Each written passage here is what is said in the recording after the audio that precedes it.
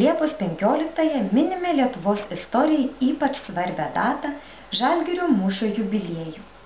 Greičiausiai daugelis žino, kad Žalgirio mūšis įvyko 1410 metais. Tik įdomu, ar visi žinome daiktavardžių jubiliejus kilmę. Tarptautinis žodis jubiliejus yra kilęs iš senosios hebrajų kalbos žodžio jobel, reiškiančio avino ragas, pučiamasis instrumentas, dūda. Šiuo pučiamuoju instrumentu kas 50 metų buvo skelbiami jubiliejiniai metai, per kuriuos pagal Mozės įstatymą buvo draudžiama dirbti žemę, turėjo būti paleidžiami visi vergai, dovanotos visos skolos.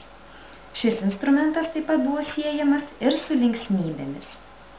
Ilgainiui žodis jubiliejus paplito po visą Europą ir juo pradėtas vadinti bet kokių žymesnių datų šventimas.